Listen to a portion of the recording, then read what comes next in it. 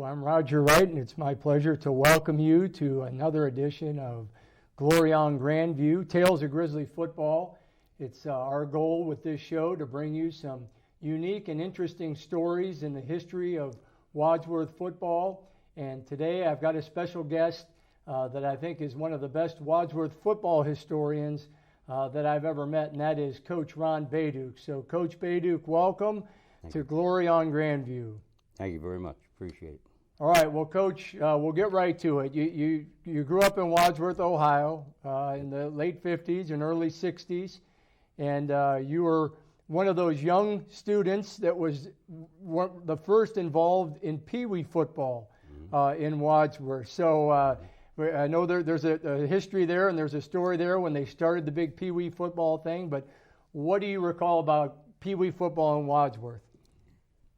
Well, when it came down to the fact that we were going to end up having Pee Wee football, the fever of the community kind of took off. It really got excited. And I remember when there was draft day and we had a flatbed truck in center field at Bird Street Park. And we had this little portable type of microphone or whatever, and they would pull out the various colors of the different teams. And in doing so, they would announce the name, and you would run to where that coach is. And he had some type of a colored banner or something that he would hold up. This is where you're supposed to report because you're just a little runt, you know. So we laughed about it. They expected to only have 25 players at this thing. And the way we found out that they ended up having, I think, 192. And they had enough to field 4 teams. So it really took off. And then in due time, here's again where Art Wright gets involved. And as that first season takes place and goes forward, the Wadsworth Pee Wees were given the permission by the school board and Art Wright and the superintendent to play our Saturday games at Grandview Stadium. So that was bizarre. So you got your first taste of glory on Grandview in the Pee Wees, and you know, Ralph Kennard. There's a long history there of Wadsworth youth football, and as you said, you know, they expected a 25. They were going to be happy with 25, and they got almost 200 there. So right from the start, the community very excited about football. So you got that experience in youth football, and that led to some big success. I think, you know, you and I talk a lot, and you like to refer to it as the modern era. And you mentioned Art Wright, and Art Wright had been there in the 30s and the 40s, you know, sometimes directly, sometimes behind the scenes, but he was building football in Wadsworth. And by the time you guys came along, it was ready to blossom. So, you know, you had 2 back-to-back undefeated high school teams. Talk about maybe the first one under the direction of Coach Dick Hunter. That first season was a direct derivative of Coach Hunter's first season. We went 3-7, the way I understand it, or 2-1, or somewhere in that range, and that wasn't good enough. So when the beginnings of the off season, going into '66, we started to have some very, very serious workouts. It was not a country club. It was the real McCoy. And I think that's the first time I ever saw a squat rack. I remember Coach Hunter brought in a squat rack. Yeah, there's the team. And they had them in the old senior lounge. I think you may remember those days when, initially they used the senior lounge as a weight training facility. But what happened was, he told us flat out, it was kind of wild. He goes, these machines are strictly for the linemen. You guys that are not a lineman, you are considered specialists. So don't be lifting weights. It's kind of hilarious in today's world. But he wanted us flexible. He wanted us able to go the distance, be in the best shape possible.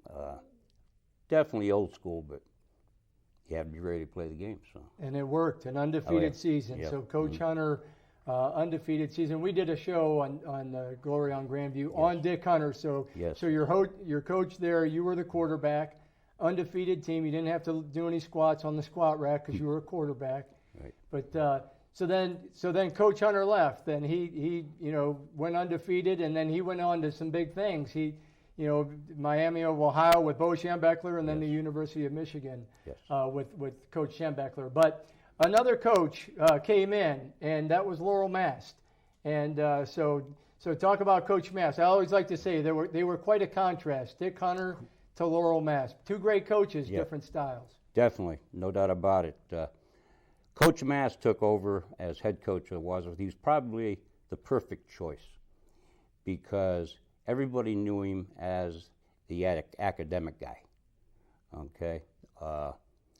And it really elicited to the players, as far as just building the playbook, it really was quite unique the way he and Coach Dimitrov and Coach Cecil, there were a number of others, Lori Niskanen,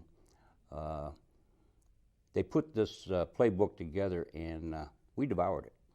We really did. We jumped right on it because of the previous season. That maturity of a ball club, rolling from one to the next, and how carryover is something we always stress as coaches as well as players. And we kind of dug right in with what Coach was saying. There you go.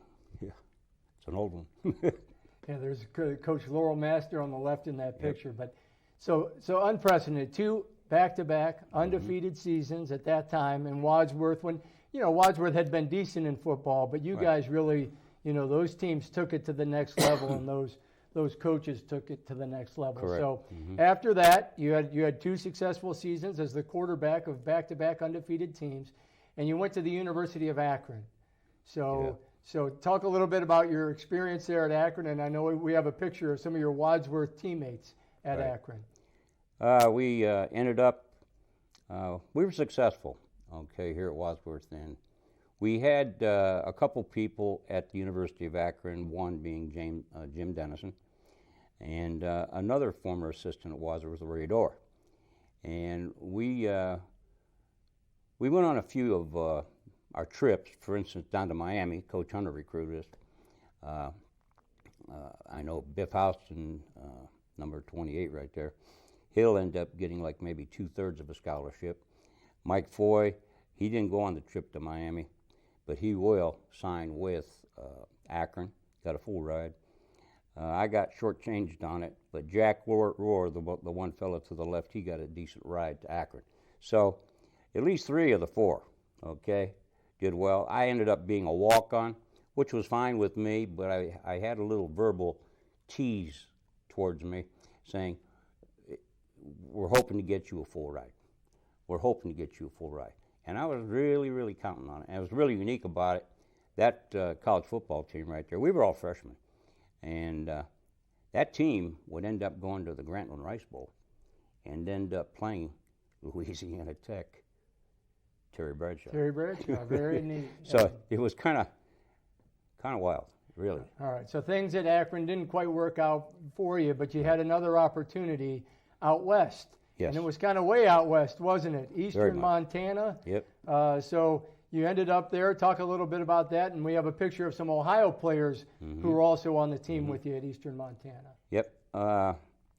Probably a blessing in its disguise because half of my family are from the Black Hills of South Dakota.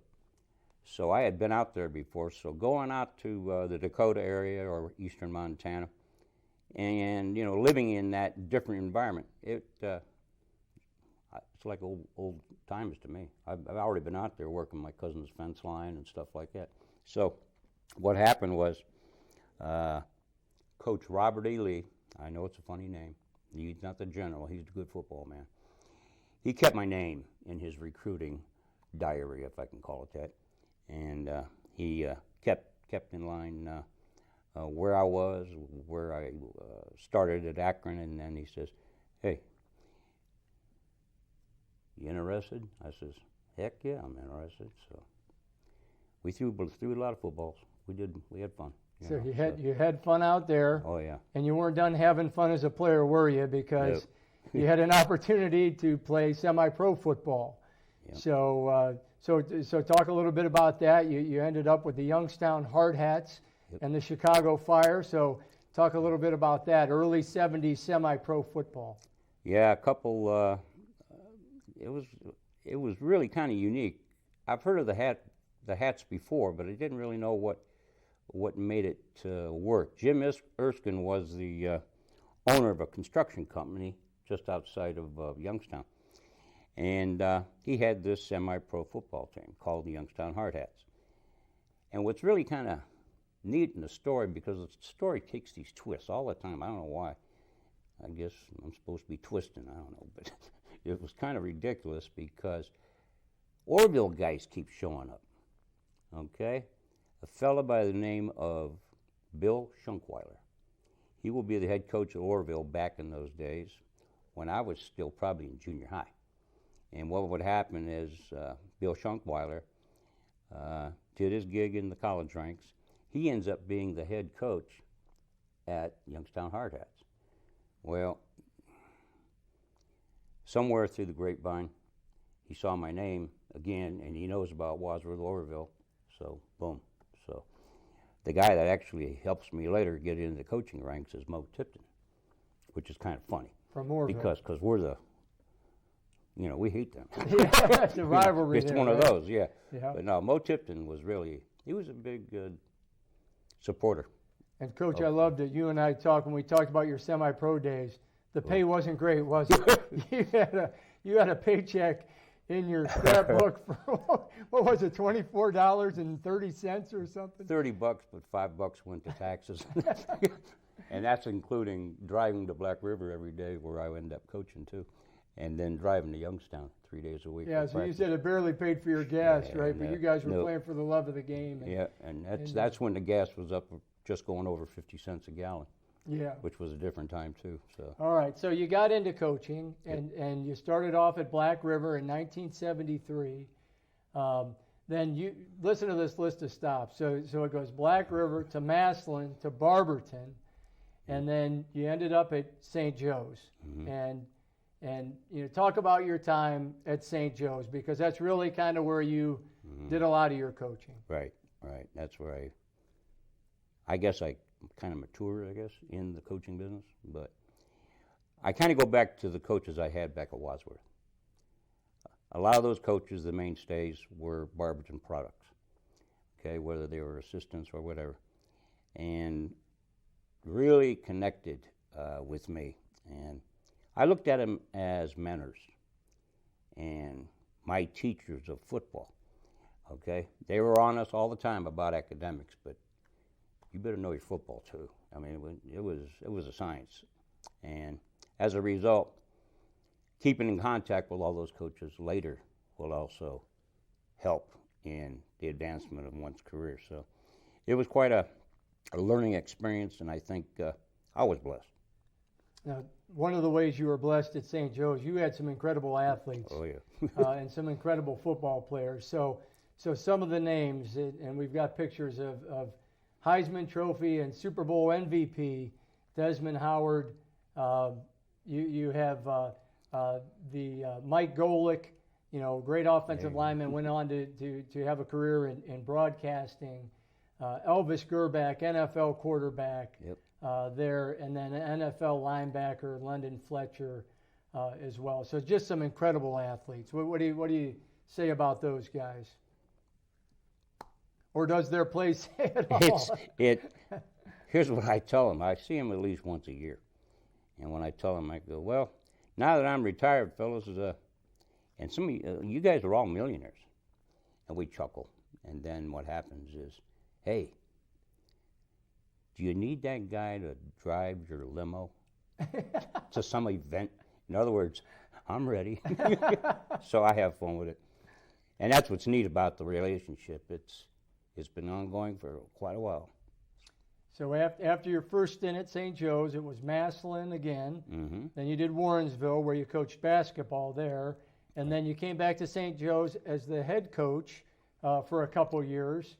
And then you finished your formal coaching career at Fairless, Right. and where you were the head coach, and you really took the Falcons to a new level of football, didn't you? We had a nucleus of coaches on that staff that after you've been in it a while, all you got to do is kind of just give them the book.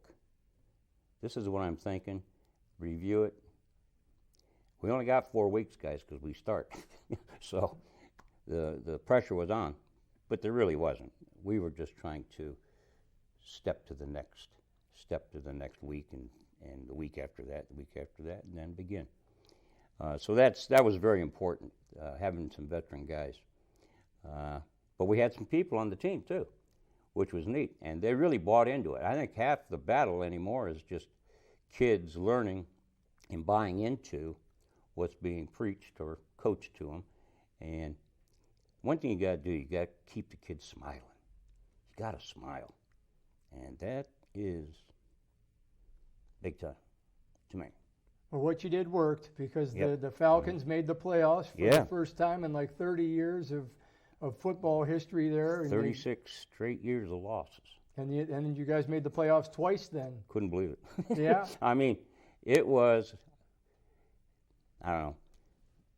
I've been taught from Coach Gutrod back to a long time ago, back to Dimitrov and Hunter and everything. They have this area down at Fairless that's kind of unique, because it is more like a country school. And when I first pulled in there and I went in to sign the contract and everything, Mr. Hall was the principal at the time. We all stepped out in the back where the parking lot was and kind of looked down below, and we could see the practice facility. My gosh, this thing is beautiful.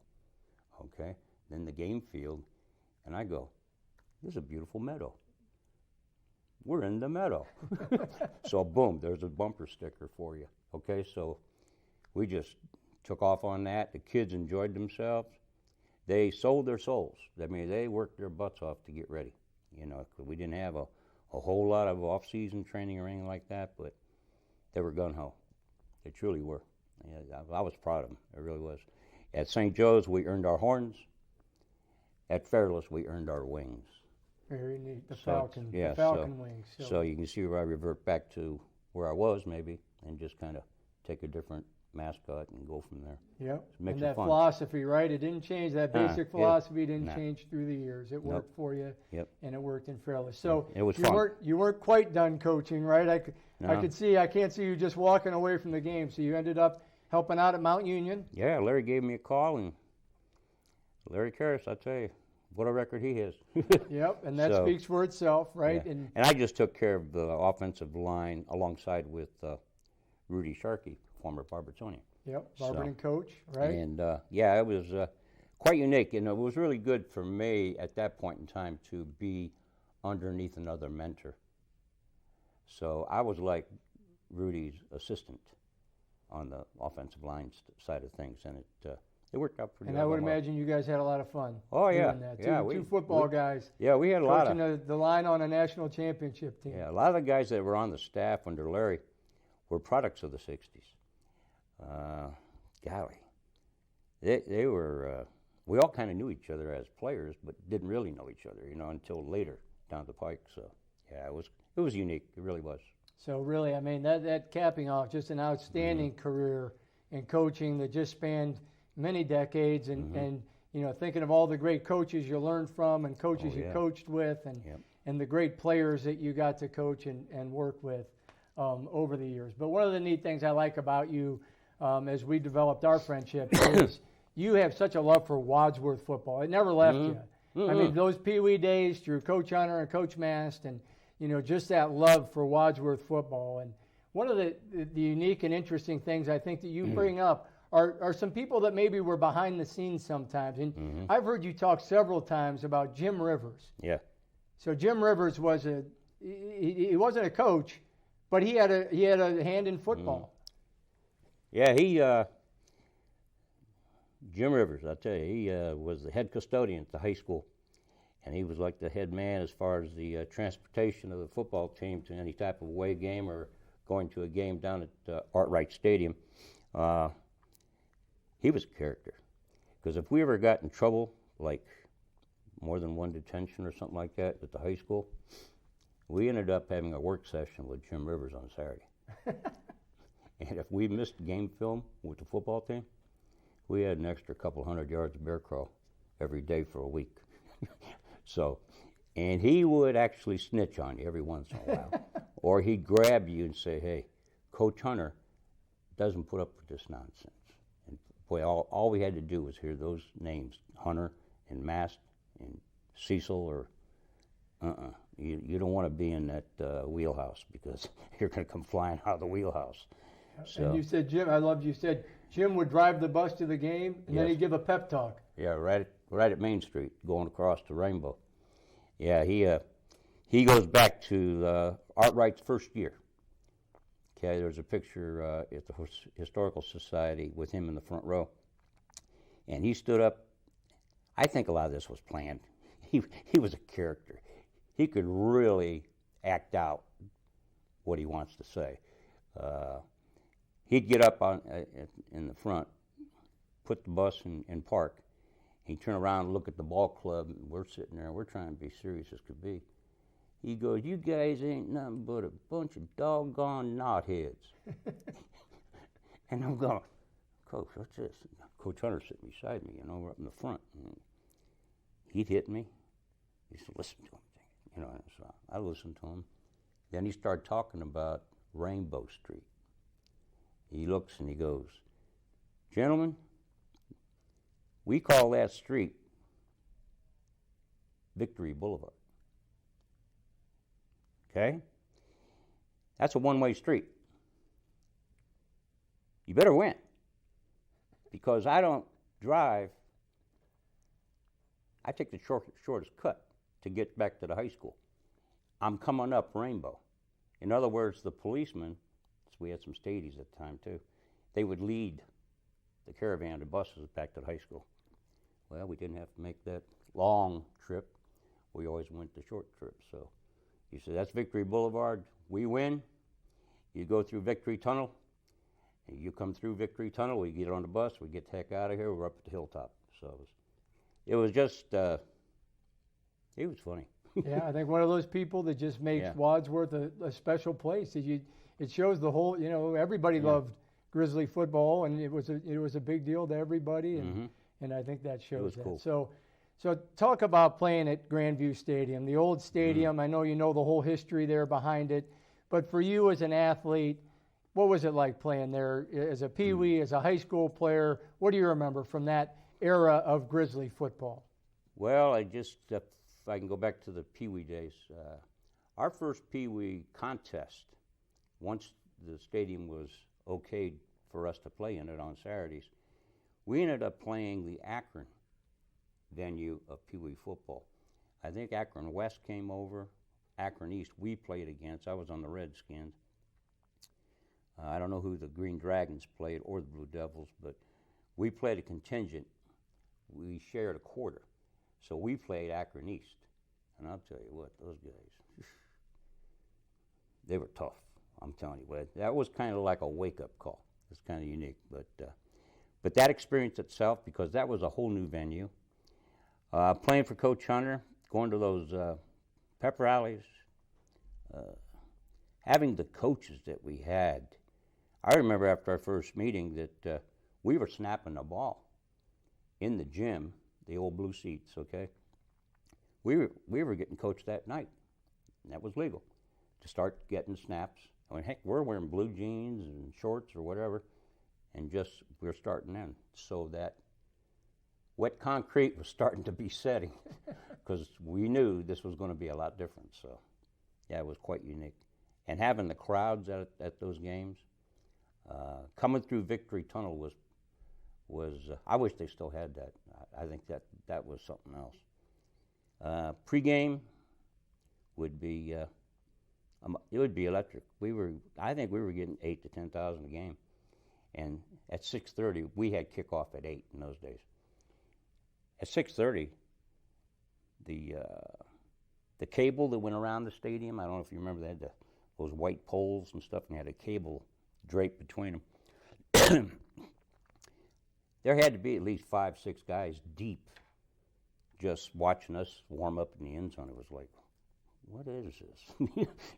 So it was quite an experience. And again, doing it one time under Coach Hunter, okay, the first time in school history,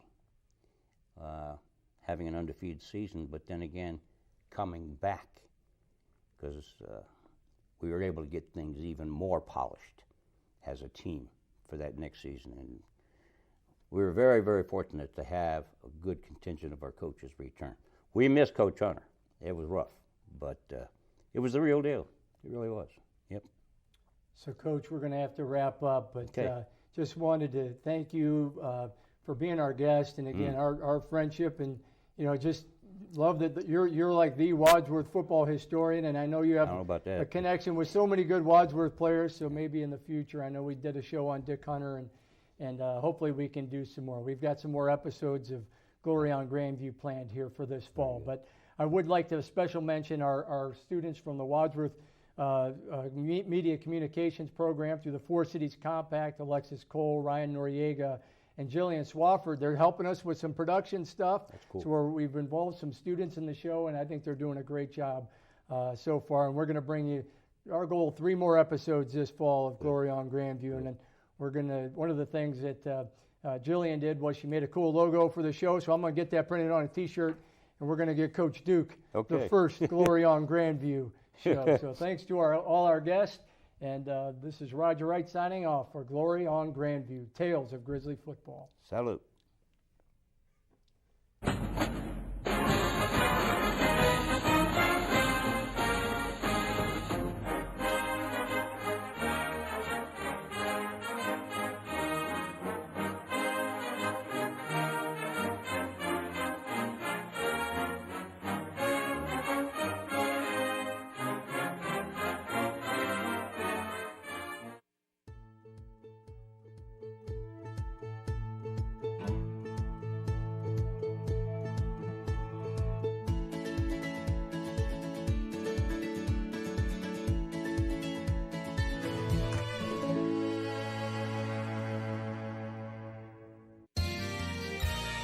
You are watching WCTV, Wadsworth Community Television.